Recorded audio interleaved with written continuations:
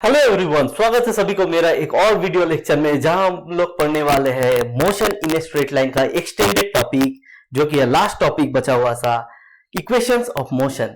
जी हाँ, कौन सा टाइप का मोशन? Uniform motion. यहाँ पे लिखा हुआ है इक्वेशंस ऑफ मोशन, लेकिन कौन सा टाइप का मोशन का ये इक्वेशंस है? वो है यूनिफॉर्म इक्वेशन का motion. Uniform motion, uniform motion का 3 इक्वेशन हम लोग ये क्लास पे पढ़ने वाले हैं। फर्स्ट इक्वेशन है v is equal to u plus at, second equation है s is equal to ut plus half of at square, और थर्ड वाला जो इक्वेशन है उसमें है v square minus you square is equal to 2as। तो ये तीनों इक्वेशंस का मीनिंग क्या है, फिजिकली ये क्या सिग्निफाई करता है, और इसको कहां से लाया गया है, मतलब इसका प्रूफ कहां से बन रहा है, तो ये वाला प्रूफ हम लोग देखेंगे। इसके साथ साथ जानेंगे कि इसका फिजिकल इंटरप्रिटेशन क्या है, और डेली लाइफ में इसके यूजेस कैसे करेंगे वो भी हम लोग जानने वाले हैं। तो चलिए शुरू करते हैं। तो फर्स्ट वाला जो इक्वेशन है v is equal to u plus at, इसमें ध्यान से देखा जाए तो 4 क्वांटिटीज अवेलेबल है। कौन सा? v है, जिसका मीनिंग हम लोग पिछले वीडियो में देखे थे। अगर आप लोग मेरा पिछले वीडियो नहीं देखे हैं तो आई बटन पे लिंक किया हुआ होगा, देख लेना। तो v stands for final velocity, v stands for final velocity of an object, and u stands for next quantity, जो कि है मेरा u stands for initial velocity। initial velocity next वाला क्वांटिटी जो है वो क्या है? a है। a stands for acceleration, और t stands for टाइम। ये चारों क्वांटिटी फर्स्ट वाला फॉर्मूला से हम लोग देख सके। तो सेकेंड वाला इक्वेशन जो कि है s is equal to ut plus half of at square, यहां पे कौन सा कितना टाइप का क्वांटिटीज है? यहां पे भी 4 क्वांटिटीज हम लोग का अवेलेबल है। एक है s, एक है u, एक है a, एक है t। तो s, u, a, t 4 quantity है, जहां हालांकि और वो 4 क्वांटिटी में से 3 क्वांटिटी हम लोग ऑलरेडी डिफाइन कर चुके हैं, जो कि है a, u, t। ये 3 क्वांटिटी हम लोग पहले से ही डिफाइन कर चुके हैं। तो चौथा वाला क्वांटिटी कौन बच गया? वो है s, जो मीन करता है डिस्टेंस या डिस्प्लेसमेंट को, जो कि मीन करता है मेरा डिस्टेंस या तो फिर डिस्प्लेसमेंट को। तो ये 5 क्वांटिटी जो है, यही 5 क्वांटिटीज मेरा 3 इक्वेशंस ऑफ मोशन बनाता है। कितना इक्वेशंस ऑफ मोशन बनाता है? 3 इक्वेशंस ऑफ मोशन बनाता है ये 5 क्वांटिटीज। लेकिन हर एक फॉर्मूला में 4 ही क्वांटिटी मौजूद है। हर एक फॉर्मूला में एक सिमिलरिटी यही है कि चारों क्वांटिटी मौजूद है, कोई भी 4 क्वांटिटी। फर्स्ट वाला इक्वेशन में देख सकते हो कि v है, u है, a है और t है। सेकेंड वाला इक्वेशन में देख सकते हो s है, u है, t है, a है, और थर्ड वाला क्वांटिटी जो है, थर्ड वाला इक्वेशन जो है, उसमें भी v है, u है, a है और s है। ये चारों क्वांटिटीज। तो ये इक्वेशन क्या डिटरमाइन करता है, इसका फिजिकल इंटरप्रिटेशन क्या है, वो हम लोग अभी जानना शुरू करेंगे।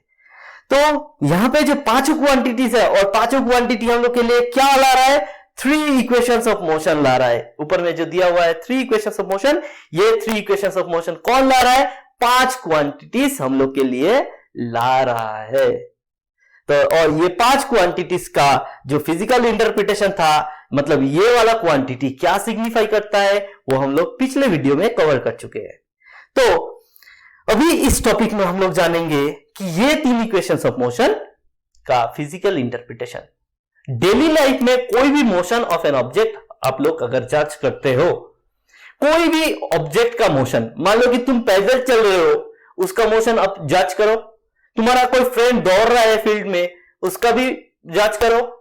कोई बस चल रहा है रास्ते से, उसका भी मोशन जज करो। कोई मोटरसाइकिल लेके ऐसे ऐसे जा रहा है, उसका भी जज करो। लेकिन ऐसे ऐसे जाएगा तो वो हम लोग इस चैप्टर में जज नहीं करेंगे भैया। क्यों? क्योंकि मोशन इन स्ट्रेट लाइन पढ़ रहे हैं, वो इधर उधर चल लेगा तो हम लोग भी उसके पीछे पीछे तो नहीं चल सकते हैं। हम लोग को क्या जाना है? चैप्टर के साथ साथ मोशन इन स्ट्रेट लाइन में जाना है। ठीक है, तो हम लोग का जो डेली लाइफ प्रॉब्लम्स है जहां पे हम लोग का मोशन रिलेटेड है, वैसा केस में हम लोग को कभी कभी क्या फाइंड करना होता है कि फाइनल वेलोसिटी दिया हुआ है या तो फिर इनिशियल वेलोसिटी दिया हुआ है। मान लो कि फर्स्ट वाला इक्वेशन जो कि बोल रहा है हम लोग का इनिशियल वेलोसिटी दिया हुआ है, एक्सीलरेशन कितना हो रहा है टाइम के साथ साथ वो भी हम लोग पता कर लिए, एक्सीलरेशन कितना हो रहा है टाइम के साथ साथ वो भी पता कर लिए, और देख चुके हैं कि वो वाला जो ऑब्जेक्ट है जिसका इनिशियल वेलोसिटी हम लोग को पता है, एक्सीलरेशन पता है, और कितना टाइम तक उसका फाइनल वेलोसिटी बनेगा, मतलब फाइनल वेलोसिटी जब बन रहा है उसका टाइम कितना होगा, वो टाइम अगर हम लोग फिक्स कर देंगे तो उसका फाइनल वेलोसिटी जान सकते हैं। मान लो कि डेली लाइफ में कोई एक प्रॉब्लम ले रहा हूं मैं, सपोज एक कार चल रहा है रास्ते से, एक कार जा रहा है रास्ते से, तो वो कार जब मैंने मेजर करना शुरू किया कि वहां दूर से आ रहा था, तब मैंने मेजर करना नहीं शुरू किया। तो फर्स्ट वाला केस में मान लेते हैं कि मेरा टाइम 0 था, मेरा आंखों के सामने गाड़ी आया, उधर से आया, लेकिन अभी से शुरू किया केस को रीड करना कि जब गाड़ी को देखा मैं मेरा आंखों के सामने, तब मेरा टाइम कितना था 0। मेरा पास जो टाइम मेजर करने का था वो क्या था 0 था। मेरा हाथ में क्या है स्टॉप वॉच है, और उसको मैं अभी रन कर देता हूं, स्टॉप वॉच को रन कर देता हूं, और उसी के साथ साथ देखता हूं कि व्हीकल का जो जब मेरा टाइम 0 था तब भी एक स्पीड था व्हीकल का, और टाइम के साथ साथ देख रहा हूं कि व्हीकल बहुत तेजी से आगे से निकल रहा है, और उसका जो एक्सीलरेशन है किस तरीके से मालूम कर लिया, हम कोई भी तरीके से मालूम कर लिए। अभी हमको यह जानना है कि 10 सेकेंड या तो फिर 20 सेकेंड या तो फिर 30 सेकेंड बाद वो वाला व्हीकल अगर इसी तरीके से चलते रहा तो कितना वेलोसिटी उसका होगा 10 सेकेंड बाद या तो फिर 20 सेकेंड बाद। मतलब क्या हम लोग के पास कौन सा क्वांटिटी है, u है, a है और t है। तब हम लोग क्या डिटरमाइन कर सकते हैं फर्स्ट वाला इक्वेशन से, v is equal to u plus at से हम लोग फाइनल वेलोसिटी डिटरमाइन कर सकते हैं कि 10 सेकेंड बाद या तो फिर 20 सेकेंड बाद या तो फिर 50 सेकेंड बाद कितना वेलोसिटी होगा वो ऑब्जेक्ट का, अगर उसी हिसाब से चलता रहा और स्ट्रेट लाइन में ही चलता रहा तब। ठीक है, अगर हम लोग को डिस्प्लेसमेंट बताना है कि वही वाला जो कार चल रहा था मेरा साथ साथ, जिसका इनिशियल वेलोसिटी हमको पता है, एक्सीलरेशन पता है, और कितना टाइम तक उसका कितना डिस्प्लेसमेंट बनेगा। सपोज हम लोग बोल दिए, मेरा भाई आके पूछ रहा है मेरे को कि भैया ये 20 सेकेंड बाद कितना दूरी तय करेगा ये गाड़ी, तुम जो मेजर किया हमको बता सकते हो कैलकुलेशन करके। हम तो बोल देंगे कि हाँ बता सकते हैं। कैसे बता सकते हैं? सेकेंड इक्वेशन ऑफ मोशन को अप्लाई करके बता सकते हैं। सेकेंड इक्वेशन ऑफ मोशन क्या हम लोग को क्या डिटरमाइन करने को बोलता है? एस डिटरमाइन करने को बोलता है, जिससे हम लोग को distance covered in a particular direction और या तो फिर डिस्प्लेसमेंट हम लोग फाइंड कर सकते हैं। उसी हिसाब से the relation between v u a and s is carried out in the third equation of motion which is v square minus u square is equal to 2as। तो यही तीनों इक्वेशंस को हम लोग घुमा फिरा के यूज कर सकते हैं। कभी कभी ऐसा भी हो सकता है कि कोई भी ऑब्जेक्ट का हम लोग को फाइनल वेलोसिटी पता है, एक्सीलरेशन पता है, टाइम पता है, लेकिन उसका इनिशियल वेलोसिटी भैया पता नहीं है, तो फिर भी हम लोग फर्स्ट वाला इक्वेशन जो है उसको अप्लाई कर सकते हैं।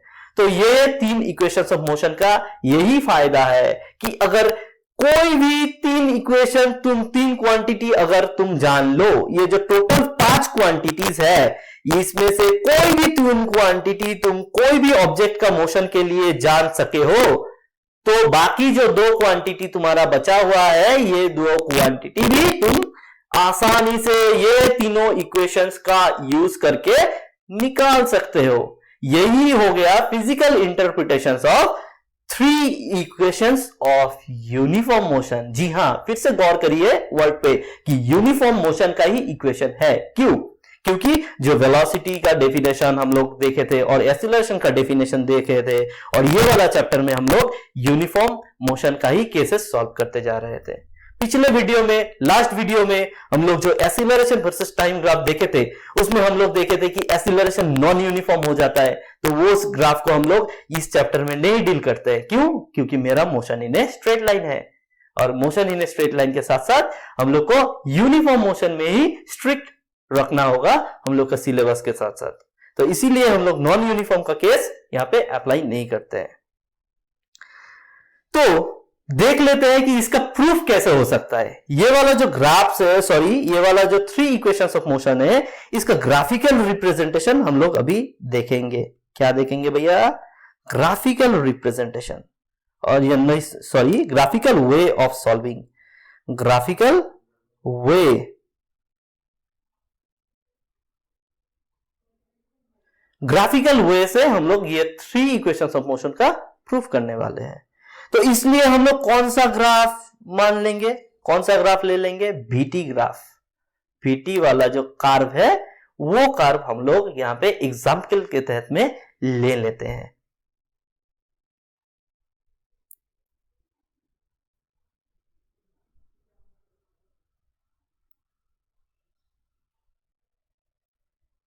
मान लो y एक्सिस में अगर v है, x एक्सिस में t है, मतलब क्या बना?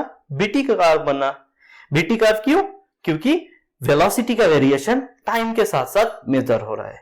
और जैसे कि हम लोग बोल रहे थे कि मेरा आंखों के सामने से एक गाड़ी आ रहा था और अचानक से मैंने उसका मेजर करना चालू किया, मतलब मेरा जब मेजर करना चालू किया तब मैं मान लिया कि मेरा टाइम कितना है? 0 है। स्टॉप वॉच का टाइम कितना था? 0 था। उस दौरान भी गाड़ी का कुछ वेलोसिटी था, जिस वेलोसिटी को हम लोग बोलते हैं कि यू वेलोसिटी।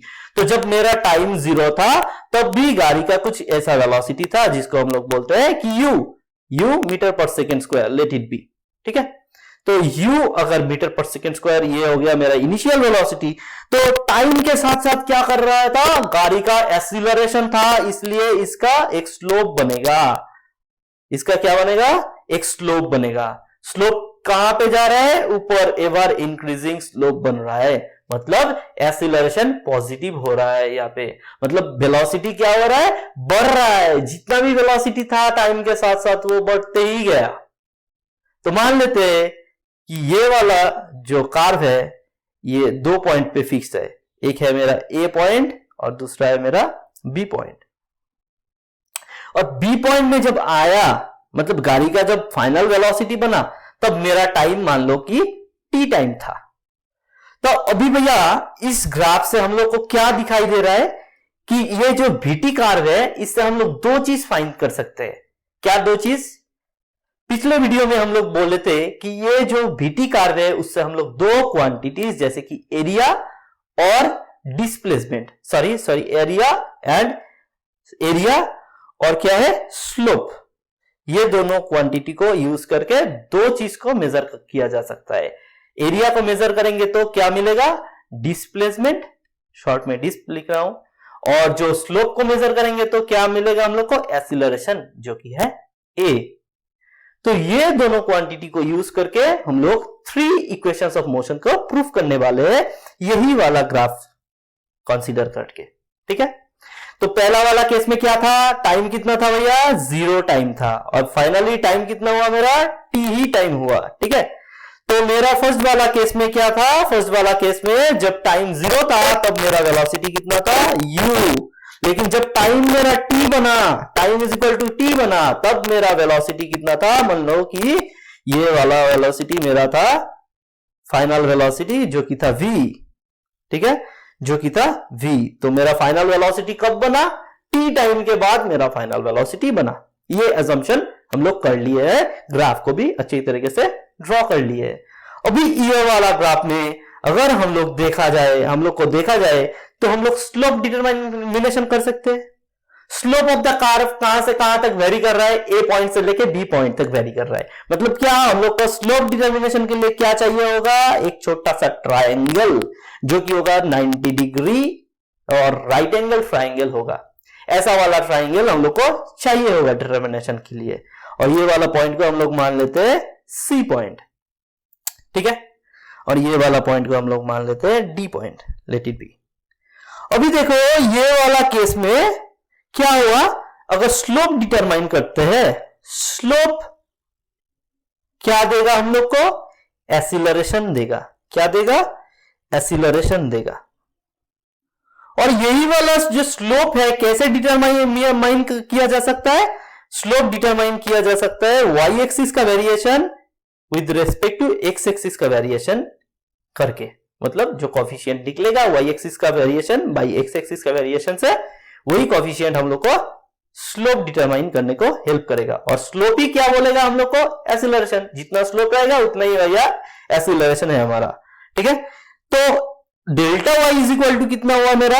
डेल्टा वाई मतलब वाई एक्सिस में वेरिएशन, तो डेल्टा वाई कितना बनेगा? इतना, मतलब सी पॉइंट से लेके बी पॉइंट तक कितना वेरिएशन में गया? डेल्टा वाई है। और ये delta y is equal to कितना होगा? कितना होगा? फाइनल वेलोसिटी, मतलब बी पॉइंट है मेरा वी पे और सी पॉइंट है मेरा यू पे, यही तो दोनों वेलोसिटी है दो पॉइंट का। तो इसका अंतर क्या हो गया? अंतर हो गया v माइनस यू का। तो यहां पे delta y is equal to क्या होगा? v माइनस यू होगा। और जो टाइम एक्सिस में टोटल चेंजेस हो रहा है वो क्या है मेरा? डेल्टा एक्स है। और delta x is equal to कितना हो रहा है? t minus zero. As a result delta x is equal to क्या दे रहा है हम लोग का? डेल्टा एक्स दे रहा है only time t minus zero. As a result हम लोग क्या देख सकते हैं कि स्लोप क्या बोलता है हम लोग को? एक्सीलरेशन। तो मान लेते हैं एक्सीलरेशन इज इक्वल टू हम लोग का क्या हो गया? b minus u by t minus zero is equal to T.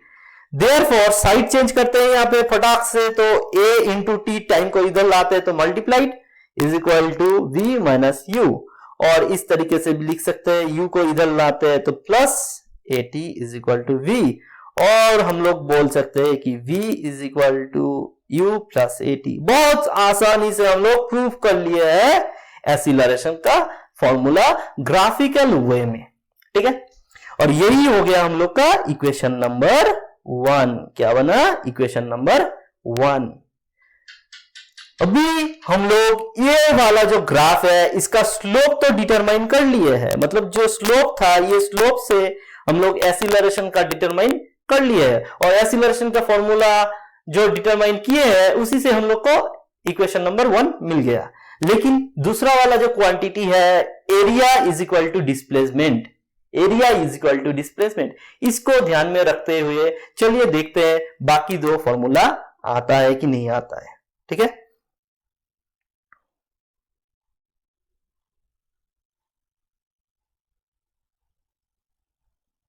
तो हम लोग अभी स्लोप लेके काम नहीं करने वाले हैं। हम लोग क्या लेके काम करने वाले हैं? हम लोग अभी एरिया लेके काम करने वाले हैं।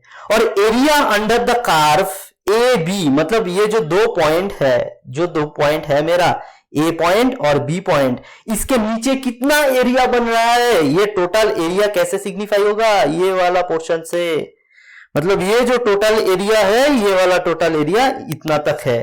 ठीक है, तो ये वाला जो टोटल एरिया है इसको हम लोग फाइंड करेंगे। और फाइंड करने के बाद हम लोग को क्या पता चलेगा? डिस्टेंस, दैट मींस एस हम लोग फाइंड कर सकते हैं। तो चलिए कर लेते हैं। और ये वाला एरिया को फाइंड करने के लिए हम लोग को क्या चाहिए होगा? ट्राइंगल का एरिया कैलकुलेट करना पड़ेगा। फर्स्ट केस में ये वाला ट्राइंगल का एरिया कैलकुलेट करना पड़ेगा। ये कितना था? सी था ना पॉइंट? हाँ, तो ये फर्स्ट ट्राइंगल का एरिया हम लोग निकालेंगे। उसके साथ साथ क्या प्लस करेंगे? ये वाला जो रेक्टेंगल है इसका एरिया प्लस कर देंगे। ठीक है, तो हम लोग नीचे जा रहे हैं प्रूफ करने के लिए कुछ फॉर्मूला, लेकिन कौन सा फॉर्मूला प्रूफ होगा? चलिए देख लेते हैं। Area, total area is equal to क्या बना?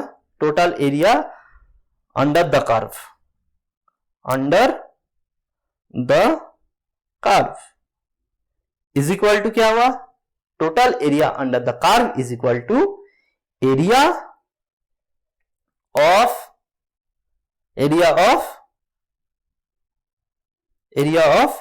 ट्राइंगल, कौन सा?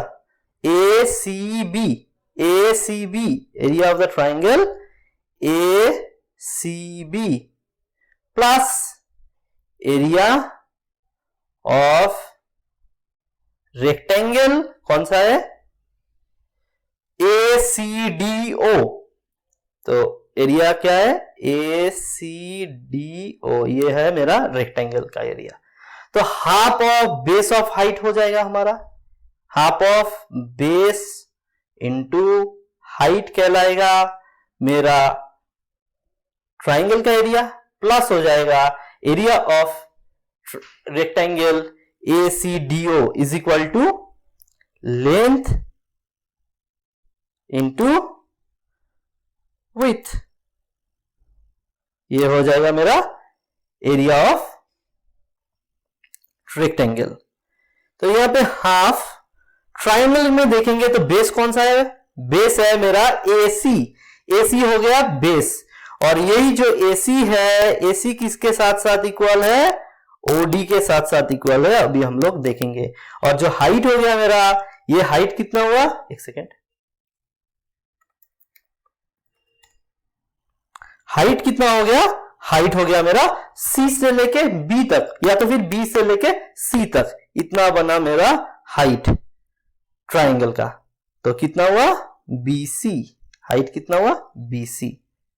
और ये नीचे वाला ट्रायंगल रेक्टेंगल में नीचे का जो पोर्शन है, रेक्टेंगुलर पोर्शन, उसका लेंथ कितना बना मेरा, लेंथ बना OD, कह सकते हैं OD, जी बिल्कुल। और विथ कितना बना, बोल सकते हैं CD, C से लेके D तक, ये हो गया मेरा विथ, हो सकता है, जी बिल्कुल। तो फिर CD, ये हो गया विथ। अभी इसका वैल्यू हम लोग बैठा रहे हैं। हाफ ऑफ AC मतलब कितना है, AC देखो, AC किसके साथ साथ इक्वल है, AC is equal to OD, OD देख रहे हो, O पॉइंट या D पॉइंट, इन दोनों का डिफरेंस कितना हुआ, O पॉइंट है 0 टाइम पे, D पॉइंट है T टाइम पे, तो डिफरेंस कितना हुआ, T माइनस 0, तो डिफरेंस कितना हुआ, T माइनस 0, T माइनस 0 हो गया मेरा AC। और BC कितना बनेगा, B पॉइंट जो है वो कितना वेलोसिटी पे है, वेलोसिटी V पे है, और C पॉइंट जो है कौन सा वेलोसिटी पे है, U वेलोसिटी पे है।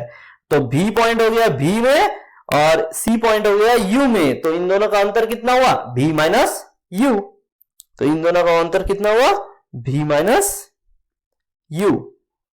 तो ये हो गया मेरा ट्राइंगल का एरिया। प्लस क्या करेंगे भैया, प्लस करेंगे OD, तो OD कितना बना, अभी देख रहे थे कि O पॉइंट है T इज इक्वल टू 0 में, T और D पॉइंट है T is equal to T में, तो टोटल डिफरेंस कितना हुआ, T माइनस 0, OD का कितना हुआ, T माइनस 0, और CD का कितना हुआ, C पॉइंट जो है वो है इनिशियल वेलोसिटी U पे, और D पॉइंट है 0 वेलोसिटी पे, मतलब इन दोनों का अगर डिफरेंस देखा जाए तो U माइनस 0 है, ठीक है। तो अभी हम लोग एक और चीज और काम इसमें करने वाले हैं, जो कि है मेरा वेलोसिटी V का सब्स्टिट्यूट, वेलोसिटी V का सब्स्टिट्यूट। और वेलोसिटी V का सब्स्टिट्यूट कहां से करेंगे, पिछले वाला फॉर्मूला हम लोग पहले ही प्रूफ कर चुके हैं कि V is equal to U plus AT, ये वाला फॉर्मूला में V का वैल्यू कितना आया, U प्लस AT, तो हम लोग U प्लस AT को V के जगह पे बैठा देंगे, half of T into V के जगह पे U प्लस AT बैठा दिए है, माइनस क्या किए, U किए, प्लस क्या हुआ, U इंटू T रहा। तो अभी क्या लिख सकते हैं, ये वाला टर्म को हम लोग पहले लिख लेते हैं, और नेक्स्ट में क्या लिख सकते हैं, हाफ ऑफ T और U गया कैंसिल, और ये बना AT। अभी देखो फाइनली हम लोग का एक्सप्रेशन है इतना, और ये जो total area under the curve है, यही क्या है हम लोग का S, यही है मेरा डिस्टेंस या तो फिर डिस्प्लेसमेंट।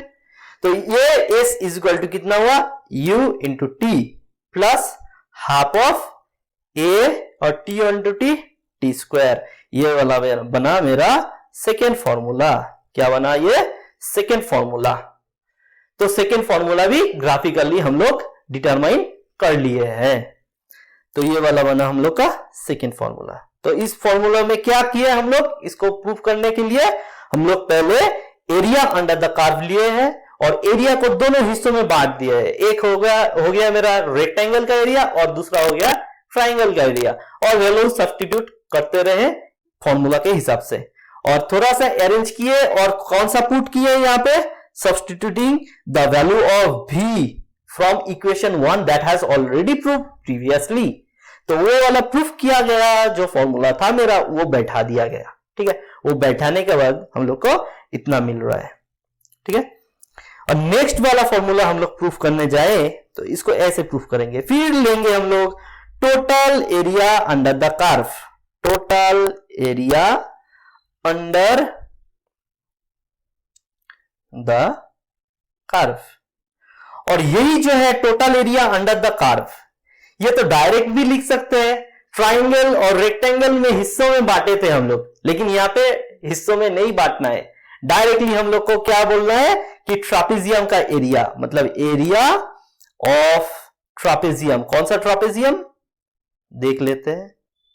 एरिया ऑफ ट्रापेजियम कौन सा, ODBA। ODBA जो शेप बन रहा है मेरा, ऐसा ऐसा ऐसा और ऐसा, ये वाला शेप में क्या है, ODBA।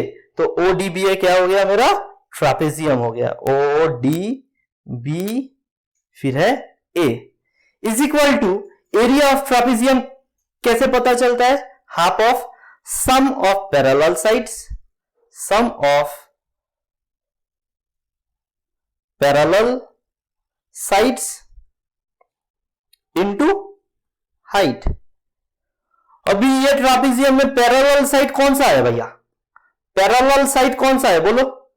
पैरेलल साइड जो है वो है कि OA छोटा सा वाला हिस्सा, और जो कि है हमारा DB, ये DB कौन सा है, बड़ा वाला हिस्सा है। तो DB हो गया मेरा एक पैरेलल साइड और दूसरा पैरेलल साइड हो गया OA। तो sum of parallel sides is equal to OA plus BD या तो फिर DB। तो sum of parallel sides is equal to OA plus BD। और हाइट कितना हुआ, हाइट हो जाएगा हमारा, हाइट हो जाएगा O से लेके D तक या तो फिर A से लेके C तक, ये हो गया मेरा हाइट। तो O से लेके D तक ही मान लेते हैं, तो O से लेके D जो हो गया मेरा हाइट। अभी यहां पे वैल्यू सब्स्टिट्यूट करेंगे तो क्या मिलेगा, OA इज इक्वल टू कितना हुआ भाई, OA इज इक्वल टू कितना हुआ, ध्यान से देखें तो OA is equal to CD, और CD तो पहला वाला केस में भी निकाल चुके हैं कि U पॉइंट है C में, और सॉरी C में क्या है, C पॉइंट है U में, U वेलोसिटी में, और D पॉइंट है 0 वेलोसिटी में। तो डिफरेंस क्या है, U माइनस 0। तो हम लोग यहां पे क्या लिखेंगे, U माइनस 0, U माइनस 0 कौन सा प्लेस में लिखेंगे, OA के प्लेस में लिख रहे हैं। प्लस BD कितना हुआ, BD का केस ऐसा है कि जो D पॉइंट है एक्स एक्सिस में, मतलब 0 पॉइंट में है, और B कौन सा पॉइंट में है, B पॉइंट को लिंक करता है। तो डिफरेंस हो रहा है B से लेके D तक B माइनस 0, जो कि है मेरा V, कितना है, V माइनस 0, ये वाला हो गया, इनटू OD कितना है, OD पहले भी निकाल चुके हैं कि O से लेके D तक जो डिस्टेंस है ये कितना है, time t is equal to 0 से लेके time t is equal to t तक, इतना दूरी में क्या होगा, t टाइम बना मेरा। तो यहां पे क्या सब्स्टिट्यूट करेंगे, t सब्स्टिट्यूट करेंगे। लेकिन भैया हम लोग का जो थर्ड फॉर्मूला है वो प्रूफ करने हैं हम लोग को, लेकिन थर्ड वाला फॉर्मूला में कोई t का तो नामो निशान भी नहीं है। थर्ड वाला फॉर्मूला क्या है पहले देख लेते हैं, चलिए। थर्ड वाला फॉर्मूला है मेरा v square minus u square is equal to 2as, जहां पे कुछ term for t is not there. तो t का सब्स्टिट्यूट हम लोग को करना है, और t का सब्स्टिट्यूट कैसे करेंगे वो हम लोग देखेंगे। अभी फर्स्ट वाला इक्वेशन जो है फ्रॉम इक्वेशन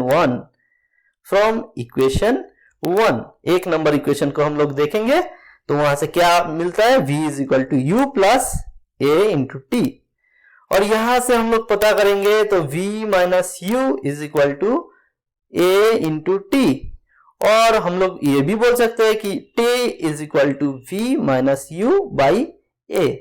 और यही जो वैल्यू है t का, यही जो वैल्यू है t का, ये हम लोग सब्स्टिट्यूट करने वाले हैं कौन सा इक्वेशन में, यहां पे मान लो कि ये इक्वेशन नंबर p हो गया, ठीक है। तो पुटिंग द वैल्यू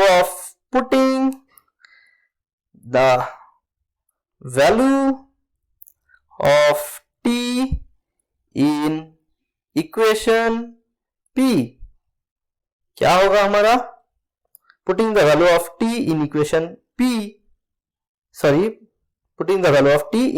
p, हम लोग का हो गया s is equal to QS, क्योंकि एरिया अंडर द कर्व निकाल रहे हैं, तो ये तो हो गया S।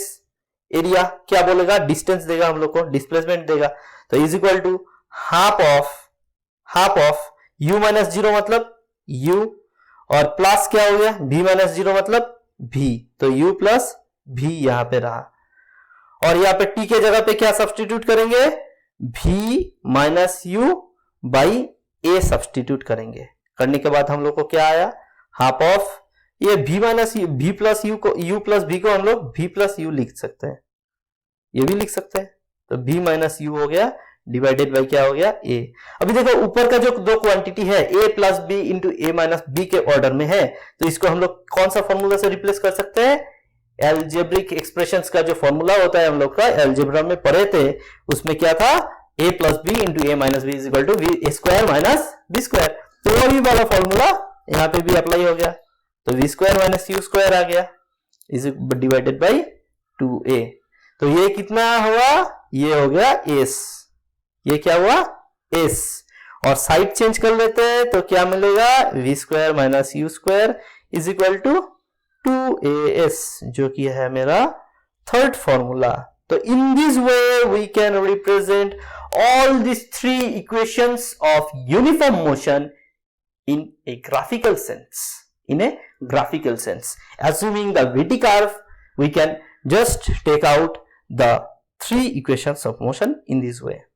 अभी हम लोग देखने वाले हैं कि यही जो equations of motion है इसको एनालिटिकली कैसे सॉल्व किया जाए, एनालिटिकली कैसे कर सकते हैं,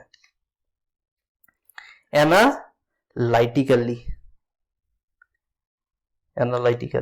कैसे सॉल्व कर सकते हैं देखेंगे अभी इस पे।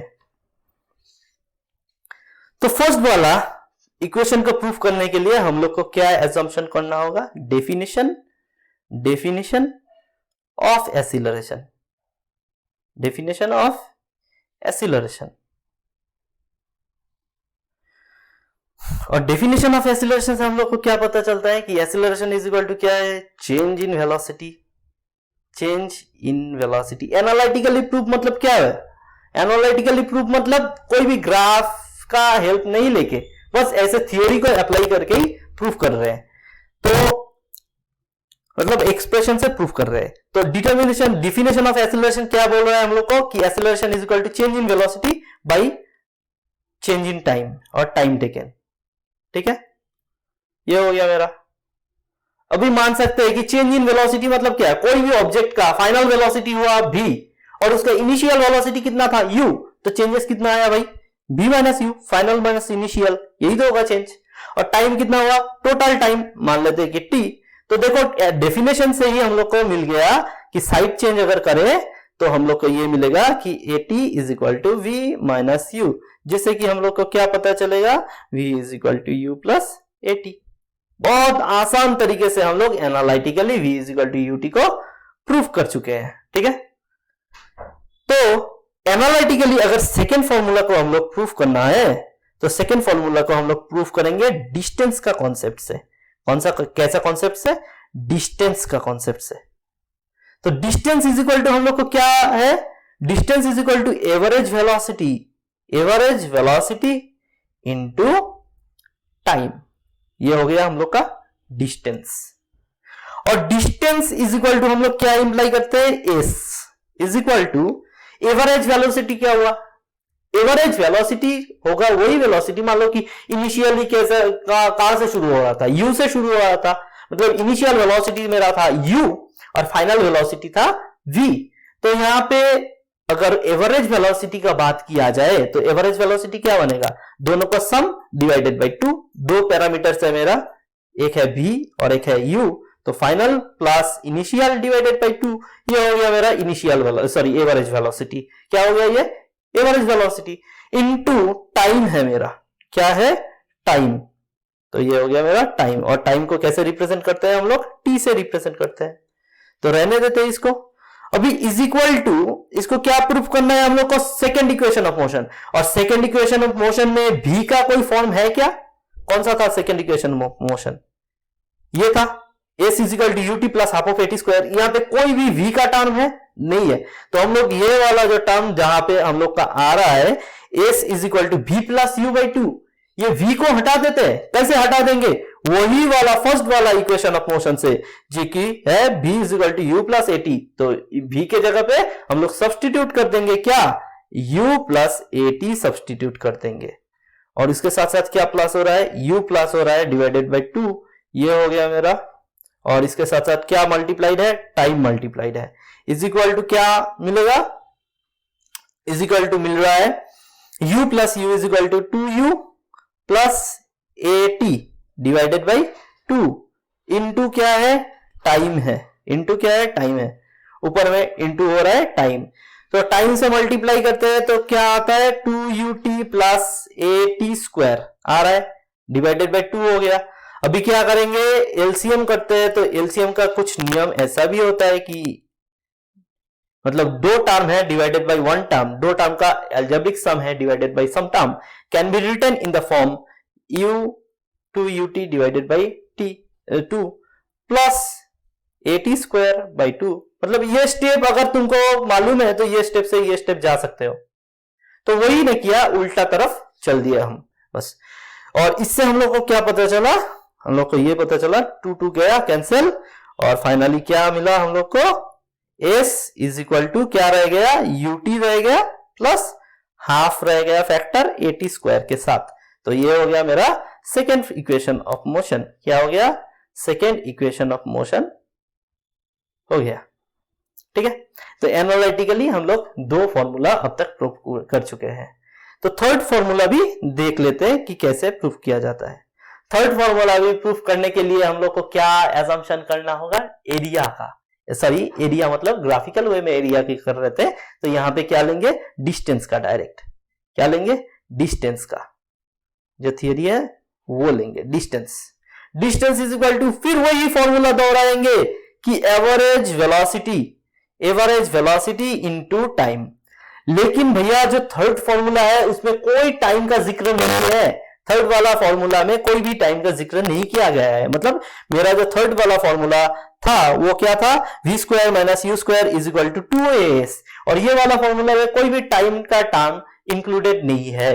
तो टाइम का जो टर्म बनेगा, यहाँ पे जो टाइम का टर्म बनेगा इसमें सब्स्टिट्यूट करेंगे हम, कौन सा पैरामीटर से, कुछ भी पैरामीटर से, बाकी सब पैरामीटर का लिंक में सब्स्टिट्यूट करेंगे।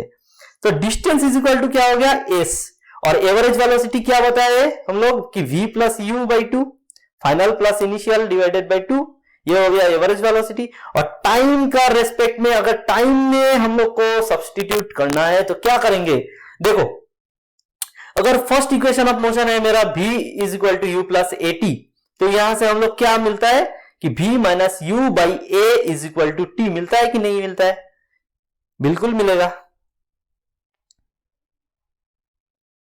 तो यहां पे t इज इक्वल टू क्या, v minus u by a substitute कर ही सकते हैं, तो हल्का से सब्स्टिट्यूट कर दो, v minus u by a हो गया मेरा हल्का सा सब्स्टिट्यूट।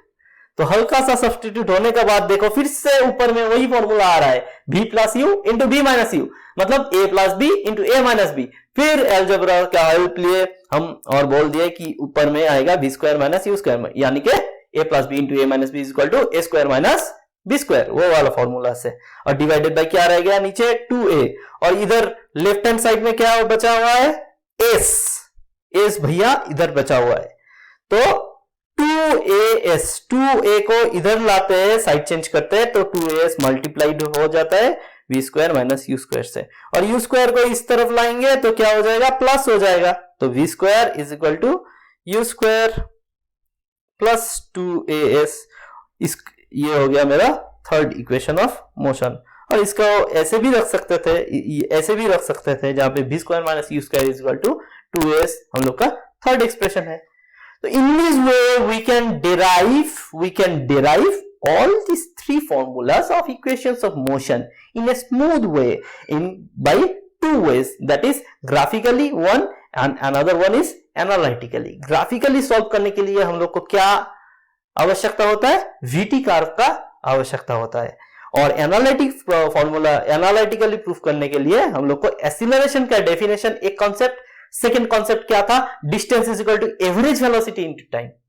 कोई भी वेलोसिटी से नहीं ले सकते, एवरेज वेलोसिटी होना चाहिए, क्योंकि टोटल डिस्टेंस मेजर कर रहे हैं कि टोटल डिस्टेंस कितना गया हुआ है। तो distance is equal to average velocity into time, यही मेजर कर रहे थे। और एवरेज वेलोसिटी का कॉन्सेप्ट में क्या बैठा है कि v plus u by T, ये याद रखना ही होगा। लेकिन लास्ट वाला 2 फॉर्मूला में कुछ डिफरेंस ऐसा ही हुआ कि जो टर्म हमको नहीं चाहिए उस टर्म को सब्स्टिट्यूट कर देंगे। कौन सा इक्वेशन का हेल्प से? फर्स्ट वाला जो इक्वेशन है मेरा, उसका हेल्प से बैठा देंगे। इस तरीके से हम लोग 3 इक्वेशंस ऑफ मोशन को बहुत आसान तरीके से प्रूव कर सकते हैं। तो यही था जो था हम लोग का पढ़ना इक्वेशंस ऑफ मोशन में। तो यहां पे हम लोग का होता है ये मोशन इन स्ट्रेट लाइन का जो चैप्टर, ये होता है खत्म। हम लोग मिलेंगे नेक्स्ट चैप्टर में, नया वीडियो में, ठीक है। उसमें डिस्कस करेंगे कुछ दूसरा जो वाला चैप्टर के बारे में, और इसका जो न्यूमेरिकल्स बनेगा, 3 इक्वेशंस का जो न्यूमेरिकल्स बनेगा, 3 इक्वेशंस ऑफ मोशन के करस्पॉन्डिंग जो सब न्यूमेरिकल्स हम लोग को सॉल्व करना होता है, जो न्यूमेरिकल्स बनेगा उसके लिए भी मैं एक दूसरा वीडियो बना दूंगा, देख लेना। ठीक है, till then take care of yourself, bye bye.